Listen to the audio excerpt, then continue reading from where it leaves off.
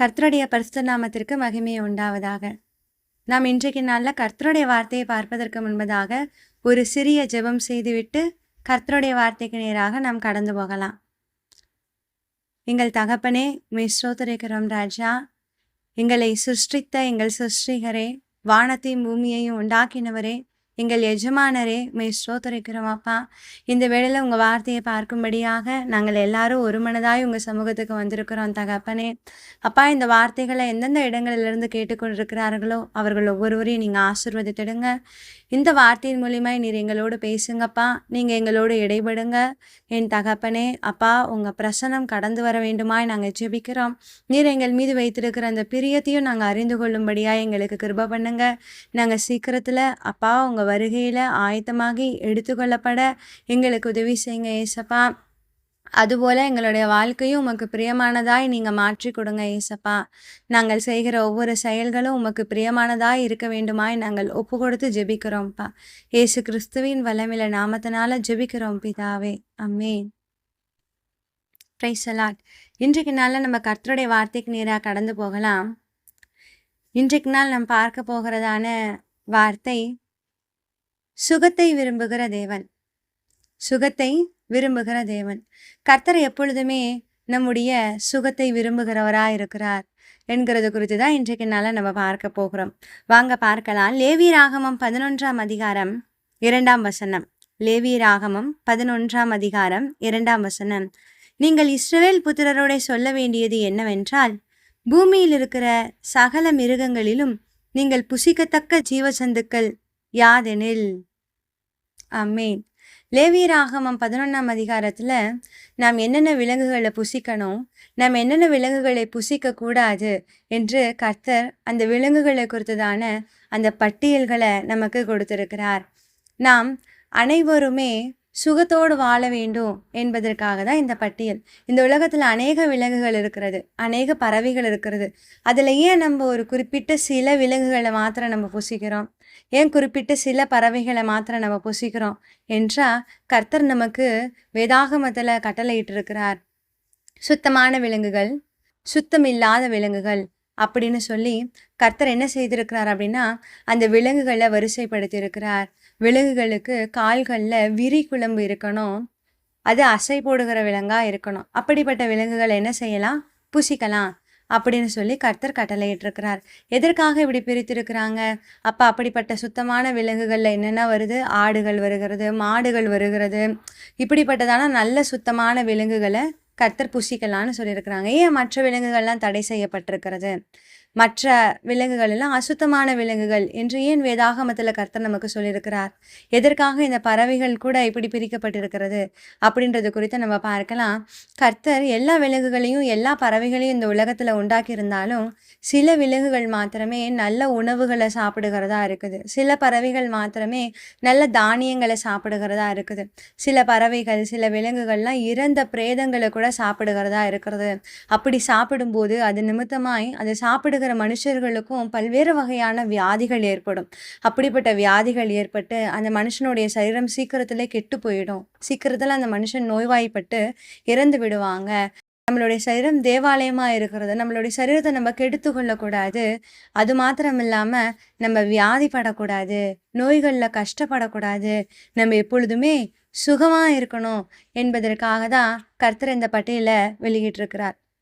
கர்த்தர் நம்மளை ரொம்ப அழகா அவருடைய சாயலில் படைத்திருக்கிறது மாத்திரம் இல்லை, நம்ம என்ன புசிக்கணும், என்ன புசிக்கக்கூடாது, எப்படி வாழணும், எப்படி வாழக்கூடாது என்பதற்கு கூட வேதாகமத்தில் எல்லா காரியங்களையும் கர்த்தர் நமக்கு தெளிவாக சொல்லியிருக்கிறத நம்ம பார்க்குறோம்.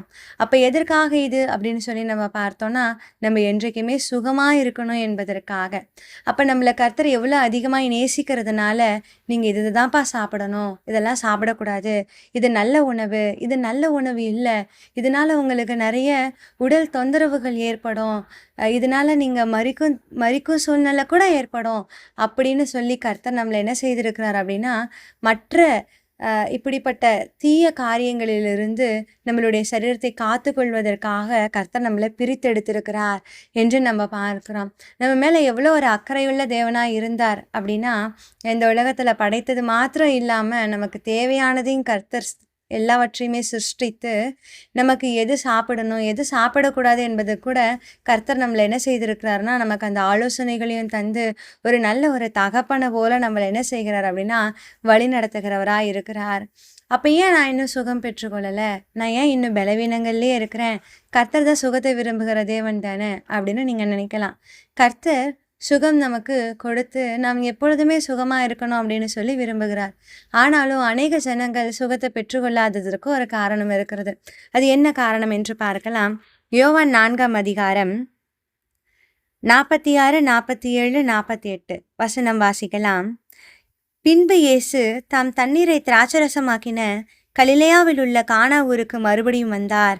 அப்பொழுது கப்பர்நகுமிலே ராஜாவின் மனுஷரில் ஒருவனுடைய குமாரன் வியாதியாயிருந்தான். அப்போ நிறைய ராஜாக்கள் அந்த நாட்களில் வாழ்ந்து கொண்டிருந்தாங்க. அதில் ஒருவருடைய மகன் வியாதியாக இருக்கிறாங்க. அவங்க வியாதியாக இருக்கிறத பார்த்துட்டு ஏசப்பா கிட்ட வந்தால் சுகம் கிடைக்கும், ஏசப்பா எங்கே இருக்கிறாங்க, அவர் குறித்து நிறைய இடங்களில் சொல்லுகிறாங்களே அப்படின்னு சொல்லி கேள்விப்பட்டு ஏசப்பா வாழ்ந்த நாட்களில் அந்த மனுஷன் ஏசப்பாவை தேடி வந்தாங்க. அப்படி தேடி வரும்போது என்ன நடந்தது அப்படின்னா, ஏசப்பா இந்த ஊரில் தான் இருக்கிறார் அப்படின்னு சொல்லி அந்த மனுஷன் தேடி கொண்டு வருகிறாங்க.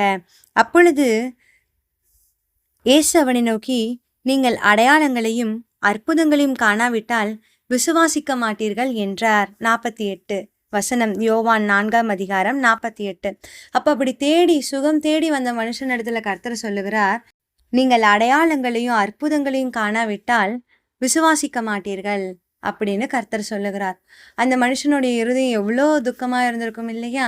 தன்னுடைய மகன் வியாதியாக இருக்கிறாங்க, எப்படியாவது ஏசப்பா கிட்ட வந்தால் சுகம் கிடைக்கும், ஏசப்பா சுகம் கொடுத்துருவாருன்னு சொல்லி எவ்வளோ தூரத்துலேருந்து பிரயாணம் பண்ணி தன்னுடைய மகன் வியாதியாக இருக்கிறதையும் அந்த வியாதியாக இருக்கிற மனுஷனை அங்கேயே விட்டுட்டு தன்னுடைய மகனுடைய சுகத்துக்காக இவரிடத்துல வந்தால் எப்படியாவது சுகம் கிடைக்கும்னு சொல்லி ரொம்ப பிரயாசத்தோடு பிரயாணம் பண்ணி ஏசப்பா கிட்ட வந்து கேட்குறாங்க.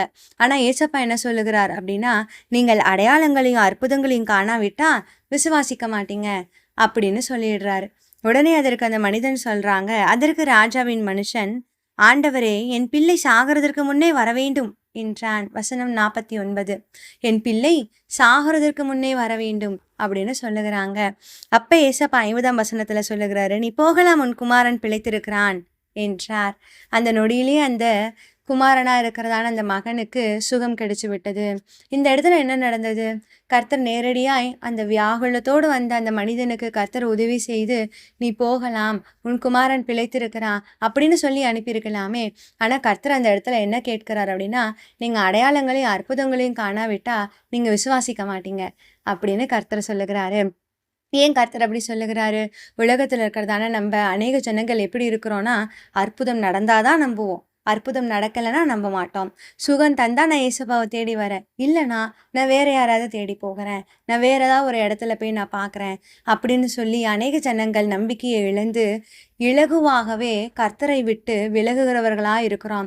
அதனால தான் சுகத்தை என்ன செய்ய முடியறதில்லைன்னா பெற்றுக்கொள்ள முடியறதில்ல. இன்னைக்கு அற்புதம் அடையாளம் நடந்தால் நான் இயேசுவை நம்புவேன், நான் ஏசப்பாவை நம்புவேன், இல்லை அப்படின்னா நான் விலகி சென்று விடுவேன், வேற ஏதாவது ஒரு இடத்த தேடி நான் போயிடுவேன் அப்படின்னு சொல்லியே நிறைய ஜனங்கள் இருக்கிறோம். அந்த இடத்துல கர்த்தர் அதை தான் சொல்லுகிறார். அந்த மனுஷன் இடத்துல, நீங்கள் அடையாளங்களையும் அற்புதங்களையும் காணாவிட்டா விசுவாசிக்க மாட்டீங்க அப்படின்னு கர்த்தர் சொல்லுகிறார். ஆனால் கர்த்தர் அப்படி சொல்லியும் அந்த மனுஷன் என்ன செய்கிறார் கர்த்தர் பார்க்கறதற்காக தான் அந்த வார்த்தையை சொல்லுகிறார். ஏசப்பா இப்படி சொல்லிட்டாங்களேன்னு சொல்லி துக்கத்தோடு வேறு ஒரு நபரை தேடி போகலாம், இல்லை வேறு ஒரு வழியை தேடி போகலாம், வேறு இடத்துல எங்கேனாவது சுகம் கிடைக்குமா, வேறு யாராவது சுகப்படுத்துவாங்களான்னு தேடி போகாமல் அந்த மனிதர் என்ன சொல்கிறார் அப்படின்னா, என் பிள்ளை சாகிறதுக்கு முன்னே வர வேண்டும், என் பிள்ளை சாகிறதுக்கு முன்னே வர வேண்டும் என்று சொல்லி மிகுந்த விசுவாசத்தோடு அந்த இடத்துல ஏசப்பாவையே பற்றி கொண்டு, என் மகன் சாகிறதுக்குள்ளே நீங்கள் வரணும், நீங்கள் வந்தீங்கன்னா தான் என்னுடைய மகன் சுகமாவாங்கன்னு சொல்லி அங்கேயே காத்திருந்தாங்க. ஏசப்பா கிட்ட அந்த வார்த்தையை சொல்லி விசுவாசமாக, நீங்கள் வந்தால் தான் அந்த காரியம் நடக்கும், நீங்கள் வந்தால் தான் என்னுடைய மகன் சுகமாவாங்க, என் பிள்ளை அப்போ தான் பிழைத்து கொள்வாங்க, இல்லைனா இறந்து போயிடுவாங்க, நான் உங்களை தான் நம்பி இருக்கிறேன்னு சொல்லி அந்த வார்த்தையை சொல்லியும் அந்த மனுஷன் எங்கேயுமே செல்லாமல் ஏசப்பாவையை நம்பியிருந்ததுனால ஏசம் சொல்லுகிறாரு, நீ போகலாம், உன் குமாரன் பிழைத்திருக்கிறான் என்று. கர்த்தர் இன்றைக்கும் கூட நம்ம இடத்துல இந்த காரியங்களை தான் விரும்புகிறார். எப்படி எவ்வளோ சூழ்நிலைகள் வந்தாலும் ஏசப்பாவே விட்டு நம்ம விலகாம இருக்கிறோமா? கர்த்தரை நம்ம உறுதியா பற்றி இருக்கிறோமா? கர்த்தரை மாத்திரமே நம்மளுடைய ஒரே நம்பிக்கையா நம்ம வைத்திருக்கிறோமா என்பதை கர்த்தர் விரும்புகிறார். ஏசப்பா எனக்கு சுகம் கொடுத்தாலும், ஏசப்பா எனக்கு சுகம் கொடுக்கலனாலும், நான் எக்காரணத்து கொண்டோம் ஏசப்பாவை விட்டு என்ன ஆனாலும் நான் விலகி போக மாட்டேன். ஜீவனுள்ள நாட்கள் வரைக்கும் நான் இவரையே தான் நான் நம்பி இருப்பேன் அப்படிங்கிற அளவுக்கு நம்ம ஏசப்பா மேல நம்பிக்கையா இருக்கணும்னு ஏசப்பா எதிர்பார்க்கிறாரு. சுகம் கிடைச்சா நம்ம தேடுகிறோம், இல்லை அப்படின்னா நம்ம அந்த துக்கத்தோட வேற ஏதாவது ஒரு இடத்துல அலைந்து திரிகிறோம். நமக்கு சுகம் கிடைக்குமா, நமக்கு யாராவது உதவி செய்வாங்களான்னு. கர்த்தர் ஒரு விலங்குகள் கூட இதுதான் நீங்க சாப்பிடணும், இந்த உணவுகள் சாப்பிடக்கூடாதுன்னு எவ்வளோ அக்கறையா நம்ம மேல சொல்லியிருக்கிறார். அப்ப அதே மாதிரி பாசத்தோடு அக்கறையோட நமக்கு சுகம் தர மாட்டாரா? நிச்சயம் தருவார். ஏன்னா நம்மளை உண்டாக்கினவரே அவர் தான். நம்ம கர்த்தரை நோக்கி கேட்கலாம் இந்த வேளையில கூட, எங்களை சிருஷ்டித்தவர் நீங்க தானப்பா, எங்களுக்கு சுகம் கொடுங்க, எங்க பலவீனங்களை மாற்றுங்க அப்படின்னு சொல்லி நம்ம இந்த வேளையில விசுவாசத்தோட கர்த்தரை கேட்கலாம். நீங்க ஒருத்தர் தான்ப்பா என்னுடைய நம்பிக்கை, நீங்க தான் என்னுடைய நம்பிக்கை அப்படின்னு சொல்லி நம்ம கேட்கலாமா? தகப்பனே, அப்பா, இந்த வேளையில நாங்கள் எல்லாரும் உங்க சமூகத்துக்கு வந்திருக்கிறோம்ப்பா. எங்களை உருவாக்கினவர் நீர், எங்களை சிருஷ்டித்தவர் நீர், எங்கள் சிருஷ்டிகர் நீர் தகப்பனே. எங்களை உருவாக்கினீரே அப்பா. ஒரு மண்ணினால எங்களை நீங்க தகப்பனே அப்பா உண்டாக்கினீங்கன்னு வேதம் சொல்லுகிறதே. எங்களை எப்படி உண்டாக்கினீங்கன்னு எங்க யாருக்கும் தெரியாதுப்பா. ஆனா அதை தெரிந்தவர், அந்த உண்டாக்கினவர் எல்லாமே நீங்க தானே ராஜா.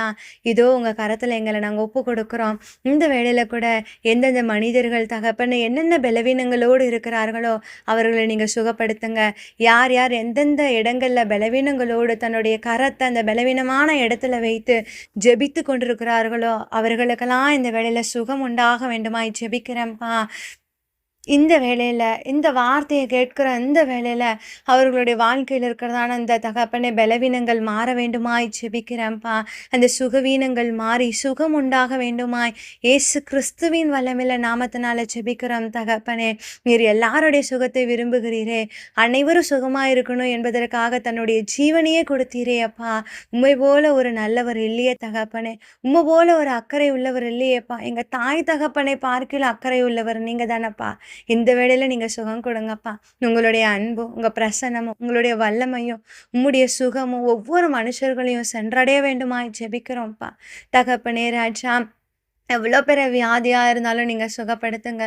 அது பிறவியிலிருந்தே இருக்கிறதான ஊனங்களாக இருந்தாலும் அப்பா தகப்பனே, சரீர பலவீனங்களாக இருந்தாலும் தகப்பனே அப்பா நீங்கள் சுகப்படுத்துங்கப்பா, நீங்கள் சரிப்படுத்துங்க தகப்பனே. உங்களால் கூடாத காரியம் என்று ஒன்றும் இல்லைப்பா, தேவனால் கூடாத காரியம் என்று ஒன்றும் இல்லை என்று நாங்கள் விசுவாசிக்கிறோம்ப்பா. இதோ உங்கள் கரத்தில் எங்களை நாங்கள் அர்ப்பணிக்கிறோம். நீர் எங்களுக்கு கிருபையாய் உதவி செய்கிறதுக்காக நன்றி ராஜா. சுகம் தந்ததற்காக நன்றி தகப்பனே. உம்முடைய நாமம் மட்டும் மகிமைப்படுவதாகப்பா. இயேசு கிறிஸ்துவின் வல்லமையுள்ள நாமத்தின் மூலம் ஜெபிக்கிறோம் பிதாவே, ஆமென். நாம் எல்லாரும் கர்த்தரிடத்துல நம்முடைய காரியங்களை சொல்லியிருக்கிறோம். கர்த்தர் சீக்கிரத்துல சுகம் தருவார் என்று நாம் எல்லாரும் விசுவாசிக்கலாம். எல்லாருக்கும் பிரைஸ் தி லார்ட். கர்த்தர் உங்கள் ஒவ்வொருவரையும் ஆசீர்வதிப்பாராக. ஆமென்.